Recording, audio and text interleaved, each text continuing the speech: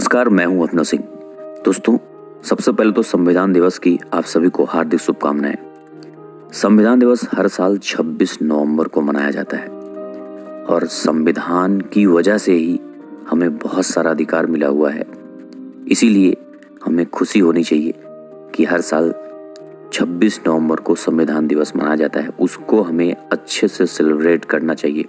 तो आज इस वीडियो हम जानेंगे कि संविधान दिवस आखिर 26 नवंबर को ही क्यों मनाया जाता है, इसकी वजह क्या है। दोस्तों, सबसे पहले तो मैं ये बता दूं आपको कि दुनिया का कोई भी संविधान हो, भारत के संविधान का कोई कहीं नहीं टिकता।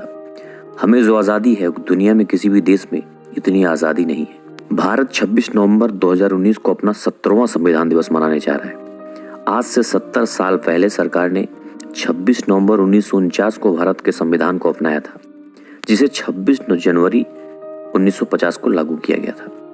मतलब 26 नवंबर को ही जो संविधान वो बन के तैयार हो गया था और फिर उसके 3 महीने बाद 26 जनवरी 1950 को लागू हुआ। इसी वजह से 26 नवंबर को हर साल संविधान दिवस मनाया जाता है और 26 जनवरी को गणतंत्र दिवस के रूप में मनाया जाता है।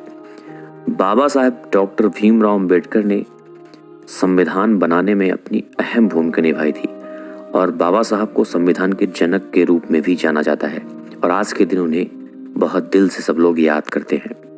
बाबा साहब मसौदा समिति के अध्यक्ष थे। हालांकि उसमें बहुत सारे लोग थे, संविधान समिति में जो सदस्य थे कई सारे थे, लेकिन उसके अध्यक्ष जो थे वो बाबा साहब अम्बेडकर थे।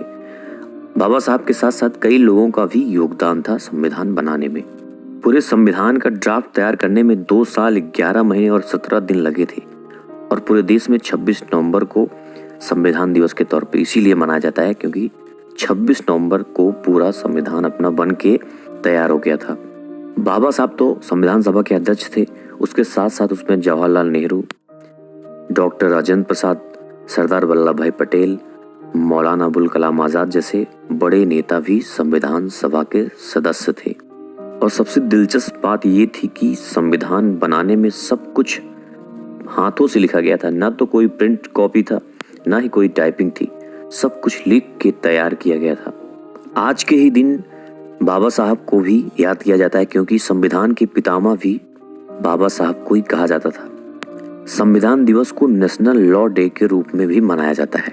संविधान बनाने का उद्देश्य विभिन्न वर्गों के बीच अंतर को बराबर करना था, क्योंकि बहुत सारे ऊंच नीच भारत देश में अपने पहले भी था। आज तो बहुत कम हो गया, लेकिन आज भी थोड़ा बहुत है।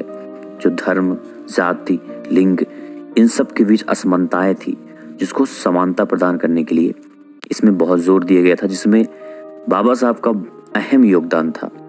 डॉक्टर भीमराव अम्बेडकर ने जो विभिन्न वर्गों के बीच सामाजिक संतुलन को बनाने के लिए आरक्षण प्रणाली की शुरुआत की थी और छुआछूत के खिलाफ कानून बनाया था।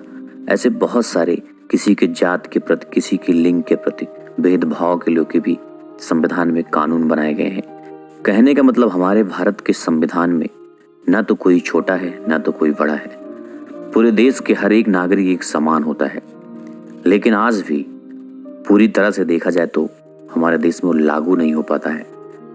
ऊंच नीच का जो भावना है आज भी चलता है। जो पावरफुल है वो पावरफुल ही होते हैं और गरीब की सुनवाई कम ही होती है। लेकिन फिर भी हम आज़ाद हैं और कोशिश करेंगे तो हमारी सुनवाई ज़रूर होगी, क्योंकि हमारे संविधान में हमें सब कुछ अधिकार दिया हुआ है। तो हमारा ये संविधान हमें बहुत कुछ प्रदान करता है, बहुत सारे अधिकार देता है। इस वजह से हमें आज का दिन बहुत ही खूबसूरती से सेलिब्रेट करना चाहिए। ये किसी स्पेशल फेस्टिवल से कम नहीं है हमारा संविधान दिवस। तो आप सभी को फिर से संविधान दिवस की हार्दिक शुभकामनाएं। अगर वीडियो पसंद आए सब लोग लाइक करना और जो लोग नए हो चैनल को सब्सक्राइब करके बेल आइकन जरूर प्रेस करना।